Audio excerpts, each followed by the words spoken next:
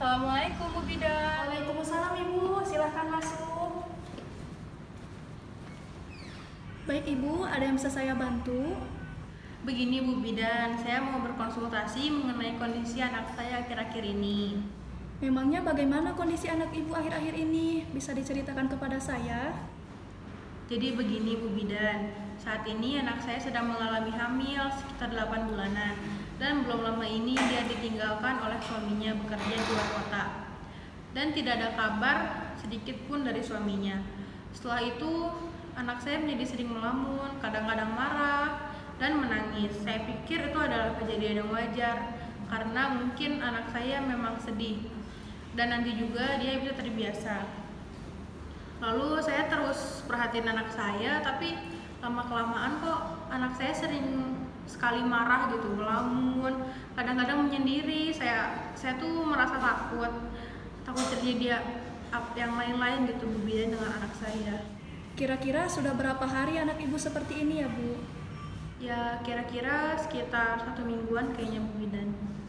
Mohon maaf Ibu, sebelumnya apakah anak Ibu tidak mengizinkan suaminya untuk pergi pada waktu itu? Ya Ibu Bidan, saya mendengar mereka bertengkar karena anak saya tidak mengizinkan suaminya untuk bekerja di luar kota dengan keadaan anak saya yang sebentar lagi akan melahirkan bayinya.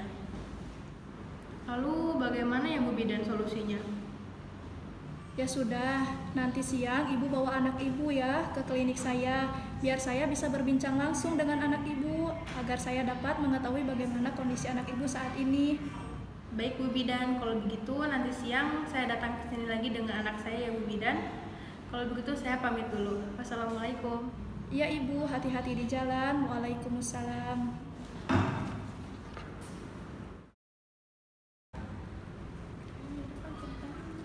Assalamualaikum Bu Bidan. Waalaikumsalam Ibu, Mbak, silakan masuk. Selamat pagi Mbak, perkenalkan nama saya Bidan Sihaj. Kalau boleh tahu nama Mbak siapa? Pagi Bu Bidan, nama saya Pia. Baik Mbak Pia, gimana tadi malam tidurnya? Apakah nyenyak? Enggak Bu Bidan, saya susah tidur. Apakah tadi Mbak sudah makan? Sudah Bu Bidan. Alhamdulillah.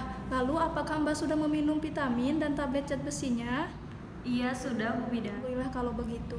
Oh iya Mbak, kalau boleh saya tahu apa yang membuat Mbak susah tidur dan apa yang Mbak pikirkan? Saya memikirkan nasib anak saya Bu Bidan, yang sebentar lagi akan lahir dan ayahnya tidak ada mendampingi saya karena sibuk kerja dan tidak ada kabar. Saya merasa kasihan.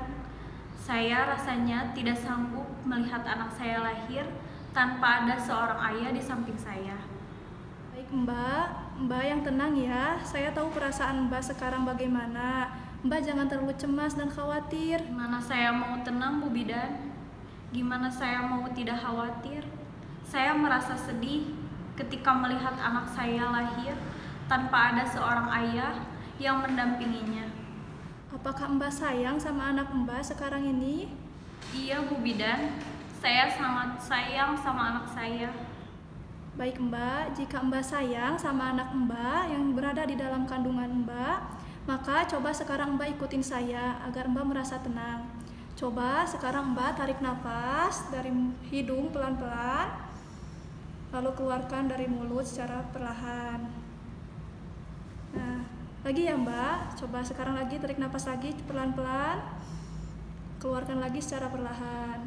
Sekali lagi Mbak, tarik nafas lagi dari hidung, keluarkan secara perlahan dari mulut.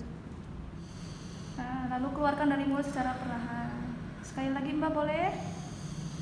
Nah, keluarkan lagi. Nah, bagaimana Mbak? Apakah sekarang Mbak sudah merasa tenang kembali? Sudah Bu Bidan. Baik Mbak, saya akan jelaskan sedikit mengenai keadaan Mbak saat ini, bahwa di mana keadaan Mbak bisa mempengaruhi bayi yang ada di kandungan Mbak.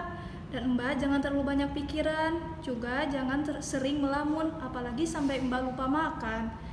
Mbak harus ingat bahwa Mbak sekarang ini sedang mengandung, jadi Mbak harus menjaga kesehatan Mbak.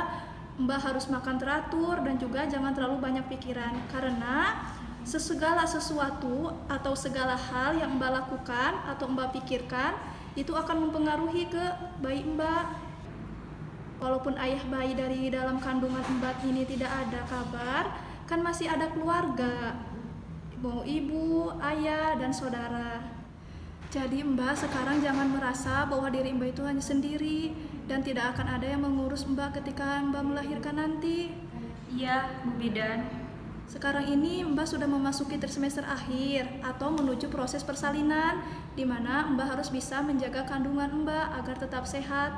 Apakah Mbak paham sampai sini? Paham, Bu Bidan. Baik Mbak dan Ibu, ini saya ada beberapa gambar tanda-tanda persalinan agar Mbak bisa paham dan bersiap-siap dalam menghadapi persalinan dede bayinya. Ini untuk gambar pertama, yaitu gambar flek darah, di mana jika Mbak mengalami flek darah seperti lendir yang berwarna merah muda yang keluar dari kelamin Mbak atau vagina Mbak, Mbak dan Ibu jangan takut ya, karena itu tanda terjadi persalinan dan akan terjadinya pembukaan jalan lahir. Jika Mbak merasakan flek darah itu keluar, maka Mbak harus segera menemui saya atau ke klinik terdekat boleh. Untuk gambar kedua,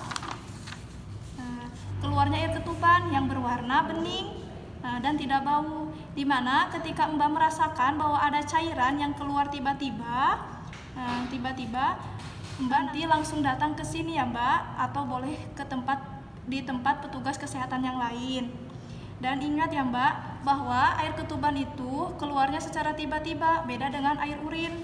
Kalau air urin itu atau air kencing itu masih bisa ditahan, sedangkan air ketuban itu tidak bisa ditahan. Bagaimana Mbak? Apakah sudah paham sampai di sini mengenai penjelasan yang saya paparkan barusan?